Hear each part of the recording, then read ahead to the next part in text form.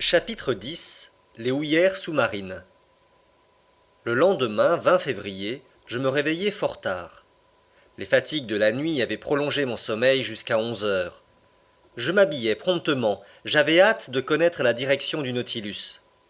Les instruments m'indiquèrent qu'il courait toujours vers le sud avec une vitesse de 20 milles à l'heure par une profondeur de 100 mètres. Conseil entra.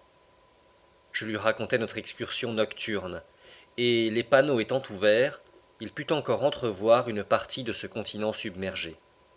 En effet, le Nautilus rasait à 10 mètres du sol seulement la plaine de l'Atlantide. Il filait comme un ballon emporté par le vent au-dessus des prairies terrestres, mais il serait plus vrai de dire que nous étions dans ce salon comme dans le wagon d'un train express. Les premiers plans qui passaient devant nos yeux, c'étaient des rocs découpés fantastiquement, des forêts d'arbres passés du règne végétal au règne animal et dont l'immobile silhouette grimaçait sous les flots. C'étaient aussi des masses pierreuses enfouies sous des tapis d'axidie et d'anémones, hérissées de longues hydrophytes verticales, puis des blocs de lave étrangement contournés qui attestaient toute la fureur des expansions plutoniennes. Tandis que ces sites bizarres resplendissaient sous nos feux électriques, je racontais à Conseil l'histoire de ces Atlantes qui, au point de vue purement imaginaire, inspirèrent à Bailly tant de pages charmantes. Je lui disais les guerres de ces peuples héroïques. Je discutais la question de l'Atlantide en homme qui ne peut plus douter. Mes conseils, distraits, m'écoutaient peu, et son indifférence à traiter ce point historique me fut bientôt expliquée. En effet, de nombreux poissons attiraient ses regards, et quand passaient ces poissons, Conseil, emporté dans les abîmes de la classification, sortait du monde réel. Dans ce cas, je n'avais plus qu'à le suivre et à reprendre avec lui nos études ichtyologiques. Du reste, ces poissons de l'Atlantique ne différaient pas sensiblement de ceux que nous avions observés jusqu'ici. C'étaient des raies d'une taille gigantesque, longues de 5 mètres et douées d'une grande force musculaire qui leur permet de s'élancer au-dessus des flots. Des squales d'espèces diverses, entre autres un glauque de 15 pieds, à dents triangulaires et aiguës que sa transparence rendait presque invisible au milieu des eaux, des sagres bruns, des humantins en forme de prisme et cuirassés d'une peau tuberculeuse, des esturgeons semblables à leurs congénères de la Méditerranée, des cygnates trompettes longs d'1 pied et demi, jaune-brun, pourvus de petites nageoires grises, sans dents ni langue, et qui défilaient comme de fins et souples serpents.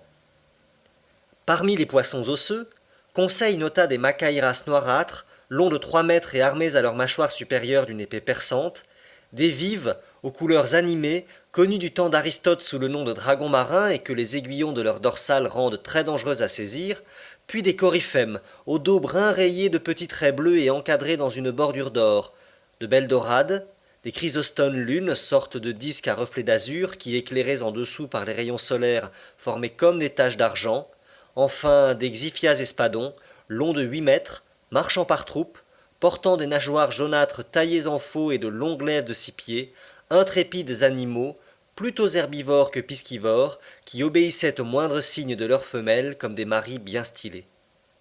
Mais tout en observant ces divers échantillons de la faune marine, je ne laissais pas d'examiner les longues plaines de l'Atlantide. Parfois, de capricieux accidents du sol obligeaient le Nautilus à ralentir sa vitesse, et il se glissait alors avec l'adresse d'un cétacé dans d'étroits étranglements de collines.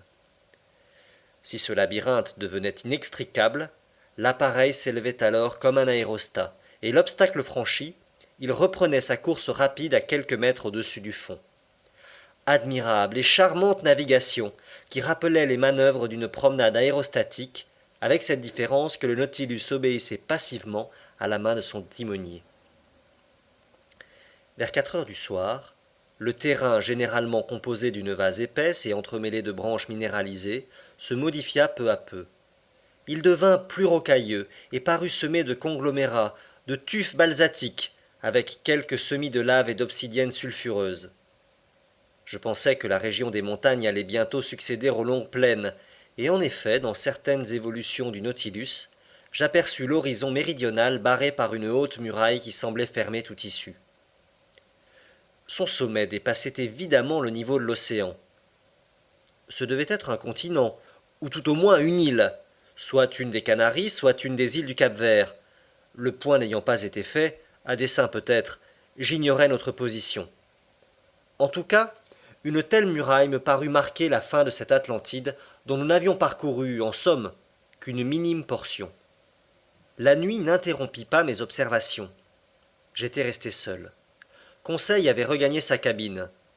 Le Nautilus, ralentissant son allure, voltigeait au-dessus des masses confuses du sol, tantôt les effleurant comme s'il eût voulu s'y poser, tantôt remontant capricieusement à la surface des flots.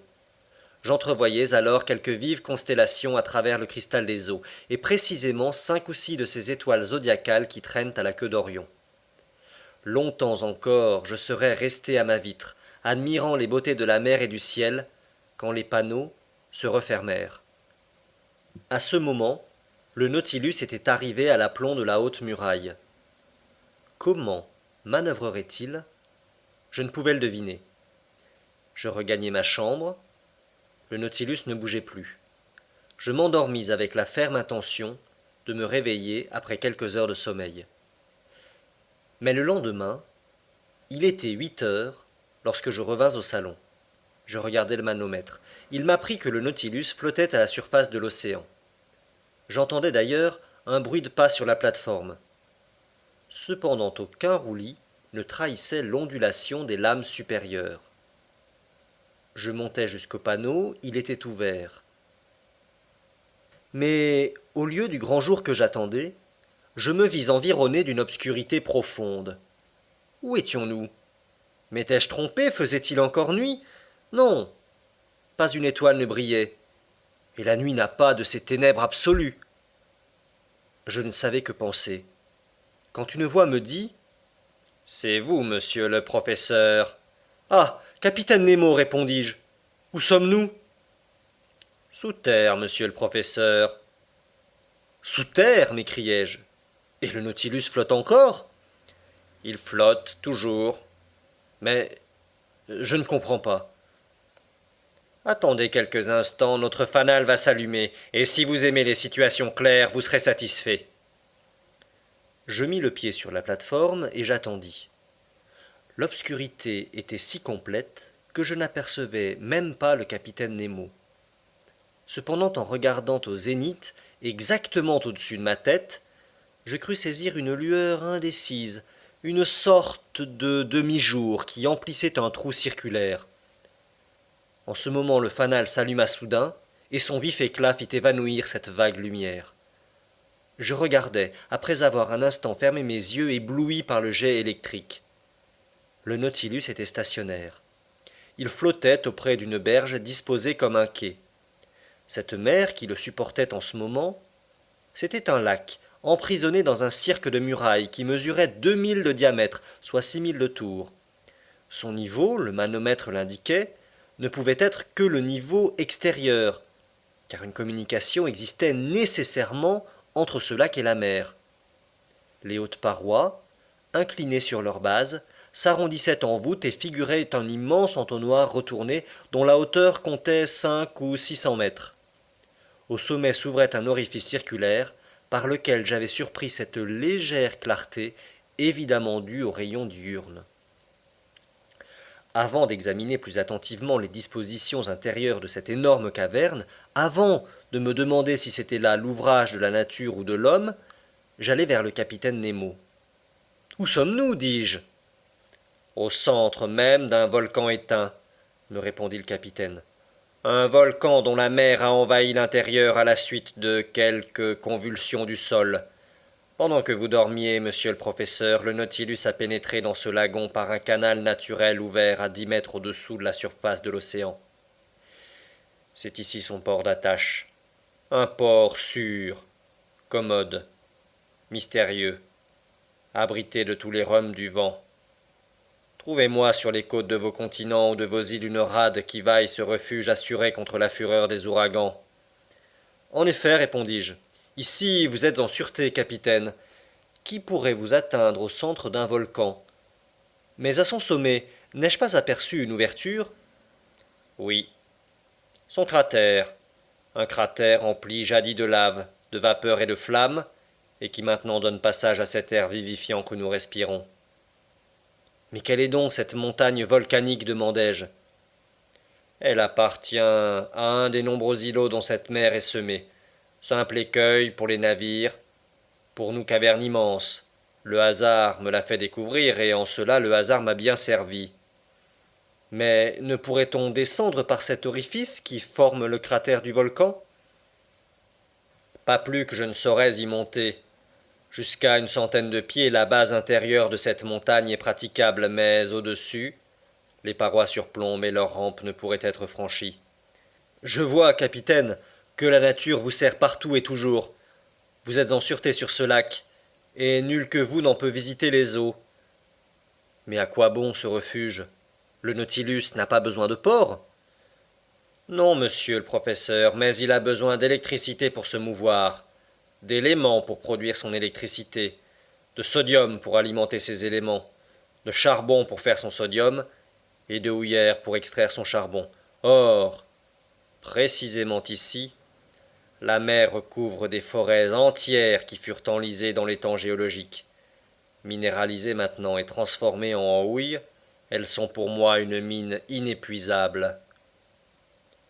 Vos hommes capitaines font donc ici le métier de mineur? Précisément. Ces mines s'étendent sous les flots comme les houillères de Newcastle. C'est ici que, revêtus du scaphandre, le pic et la pioche à la main, mes hommes vont extraire cette houille que je n'ai pas même demandée aux mines de la terre. Lorsque je brûle ce combustible pour la fabrication du sodium, la fumée qui s'échappe par le cratère de cette montagne lui donne encore l'apparence d'un volcan en activité. Et nous les verrons à l'œuvre, vos compagnons? Non. Pas cette fois, du moins, car je suis pressé de continuer notre tour du monde sous-marin. Aussi me contenterai-je de puiser aux réserves de sodium que je possède. Le temps de les embarquer, c'est-à-dire un jour seulement, et nous reprendrons notre voyage. Si donc vous voulez parcourir cette caverne et faire le tour du lagon, profitez de cette journée, monsieur Aronnax. Je remerciai le capitaine et j'allai chercher mes deux compagnons qui n'avaient pas encore quitté leur cabine. Je les invitai à me suivre sans leur dire où ils se trouvaient. Ils montèrent sur la plate-forme. Conseil, qui ne s'étonnait de rien, regarda comme une chose très naturelle de se réveiller sous une montagne après s'être endormi sous les flots. Mais Ned Land n'eut d'autre idée que de chercher si la caverne présentait quelque issue. Après déjeuner, vers 10 heures, nous descendions sur la berge. Nous voici donc encore une fois à terre, dit Conseil. J'appelle pas cela la terre, répondit le Canadien. Et d'ailleurs, nous ne sommes pas dessus, mais dessous. Entre le pied des parois de la montagne et les eaux du lac se développait un rivage sablonneux qui, dans sa plus grande largeur, mesurait 500 pieds. Sur cette grève, on pouvait faire aisément le tour du lac. Mais la base des hautes parois formait un sol tourmenté sur lequel gisaient, dans un pittoresque entassement, des blocs volcaniques et d'énormes pierres ponces. Toutes ces masses désagrégées, recouvertes d'un émail poli sous l'action des feux souterrains, resplendissaient au contact des jets électriques du fanal. La poussière mi-cassée du rivage, que soulevaient nos pas, s'envolait comme une nuée d'étincelles. Le sol s'élevait sensiblement en s'éloignant du relais des flots, et nous fûmes bientôt arrivés à des rampes longues et sinueuses, véritables raidillons qui permettaient de s'élever peu à peu. Mais il fallait marcher prudemment au milieu de ces conglomérats, qu'aucun ciment ne reliait entre eux, et le pied glissait sur ces trachytes vitreux, faits de cristaux de feldspath et de quartz. La nature volcanique de cette énorme excavation s'affirmait de toutes parts. Je le fis observer à mes compagnons. Vous figurez-vous, leur demandai-je, ce que devait être cet entonnoir lorsqu'il s'emplissait de lave bouillonnante et que le niveau de ce liquide incandescent s'élevait jusqu'à l'orifice de la montagne comme la fonte sur les parois d'un fourneau. Je me le figure parfaitement, répondit Conseil, mais monsieur me dira-t-il pourquoi le grand fondeur a suspendu son opération, et comment il se fait que la fournaise est remplacée par les eaux tranquilles d'un lac? Très probablement, Conseil, parce que quelque convulsion a produit au-dessous de la surface de l'océan cette ouverture qui a servi de passage au Nautilus. Alors les eaux de l'Atlantique se sont précipitées à l'intérieur de la montagne. Il y a eu une lutte terrible entre les deux éléments, lutte qui s'est terminée à l'avantage de Neptune. Mais bien des siècles se sont écoulés depuis lors, et le volcan submergé s'est changé en grotte paisible. Très bien, répliqua Ned Land. J'accepte l'explication. Mais je regrette dans notre intérêt que cette ouverture dont parle monsieur le professeur ne se soit pas produite au-dessus du niveau de la mer. Mais, ami Ned, répliqua Conseil, si ce passage n'eût pas été sous-marin, le Nautilus n'aurait pu y pénétrer. Et j'ajouterais, maître Land, que les eaux ne se seraient pas précipitées sous la montagne et que le volcan serait resté volcan. Donc, vos regrets sont superflus. Notre ascension continua. Les rampes se faisaient de plus en plus raides et étroites. De profondes excavations les coupaient parfois qu'il fallait franchir. Des masses surplombantes voulaient être tournées. On se glissait sur les genoux, on rampait sur le ventre, mais l'adresse de Conseil et la force du Canadien aidant, tous les obstacles furent surmontés. À une hauteur de 30 mètres environ, la nature du terrain se modifia, sans qu'il devînt plus praticable. Aux conglomérats et aux trachytes succédèrent de noirs basaltes, ceux-ci étendus par nappes toutes grumelées de soufflures, ceux-là formant des prismes réguliers, disposés comme une colonnade qui supportait les retombées de cette voûte immense, admirable spécimen de l'architecture naturelle. Puis, entre ces basaltes serpentaient de longues coulées de lave refroidie, incrustées de raies bitumineuses, et par places s'étendaient de larges tapis de soufre. Un jour plus puissant, entrant par le cratère supérieur, inondait d'une vague clarté toutes ces déjections volcaniques à jamais ensevelies au sein de la montagne éteinte. Cependant, notre marche ascensionnelle fut bientôt arrêtée, à une hauteur de 250 pieds environ, par d'infranchissables obstacles. La voussure intérieure revenait en surplomb, et la montée dut se changer en promenade circulaire. À ce dernier plan, le règne végétal commençait à lutter avec le règne animal. Quelques arbustes, et même certains arbres, sortaient des anfractuosités de la paroi. Je reconnus des euphorbes qui laissaient couler leur suc caustique, des héliotropes, très inhabiles à justifier leur nom puisque les rayons solaires n'arrivaient jamais jusqu'à eux, penchaient tristement leurs grappes de fleurs aux couleurs et aux parfums à demi passés. Çà et là, quelques chrysanthèmes poussaient timidement au pied d'aloès à longues feuilles tristes et maladifs. Mais entre les coulées de lave, j'aperçus de petites violettes, encore parfumées d'une légère odeur, et j'avoue que je les respirai avec délice. Le parfum, c'est l'âme de la fleur, et les fleurs de la mer, ces splendides hydrophytes, n'ont pas d'âme. Nous étions arrivés au pied d'un bouquet de dragonniers robustes qui écartaient les roches sous l'effort de leurs musculeuses racines, quand Ned Land s'écria « Ah, monsieur, une ruche !»« Une ruche !» répliquai-je en faisant un geste de parfaite incrédulité. « Oui, une ruche !» répéta le Canadien. « Et des abeilles qui bourdonnent autour !» Je m'approchai et je dus me rendre à l'évidence. Il y avait là, à l'orifice d'un trou creusé dans le tronc d'un dragonnier, quelques milliers de ces ingénieux insectes si communs dans toutes les Canaries et dont les produits y sont particulièrement estimés. Tout naturellement, le Canadien voulut faire sa provision de miel, et j'aurais eu mauvaise grâce à m'y opposer. Une certaine quantité de feuilles sèches mélangées de soufre s'allumèrent sous l'étincelle de son briquet, et il commença à enfumer les abeilles. Les bourdonnements cessèrent peu à peu, et la ruche éventrée livra plusieurs livres d'un miel parfumé. Ned Land en remplit son havresac. « Quand j'aurai mélangé ce miel avec la pâte de l'artocarpus, nous dit-il, je serai en mesure de vous offrir un gâteau succulent. »« Parbleu, fit Conseil, ce sera du pain d'épices. »« Va pour le pain d'épices, dis-je, mais reprenons cette intéressante promenade. » À certains détours du sentier que nous suivons alors, le lac apparaissait dans toute son étendue. Le fanal éclairait en entier sa surface paisible qui ne connaissait ni les rides ni les ondulations. Le Nautilus gardait une immobilité parfaite. Sur sa plateforme et sur la berge s'agitaient les hommes de son équipage, ombre noire nettement découpée au milieu de cette lumineuse atmosphère. En ce moment, nous contournions la crête la plus élevée de ces premiers plans de roche qui soutenaient la voûte. Je vis alors que les abeilles n'étaient pas les seuls représentants du règne animal à l'intérieur de ce volcan. Des oiseaux de proie planaient et tournoyaient çà et là dans l'ombre, ou s'enfuyaient de leurs nids perchés sur des pointes de roc. C'étaient des éperviers, au ventre blanc, et des crécelles criardes. Sur les pentes des talaient aussi de toute la rapidité de leurs échasses de belles et grasses outardes. Je laisse à penser si la convoitise du Canadien fut allumée à la vue de ce gibier savoureux, et s'il regretta de ne pas avoir un fusil entre ses mains. Il essaya de remplacer le plomb par les pierres, et après plusieurs essais infructueux, il parvint à blesser une de ces magnifiques outardes. Dire qu'il risqua 20 fois sa vie pour s'en emparer, ce n'est que vérité pure. Mais il fit si bien que l'animal alla rejoindre dans son sac les gâteaux de miel. Nous dûmes alors redescendre vers le rivage, car la crête devenait impraticable. Au-dessus de nous, le cratère béant apparaissait comme une large ouverture de puits.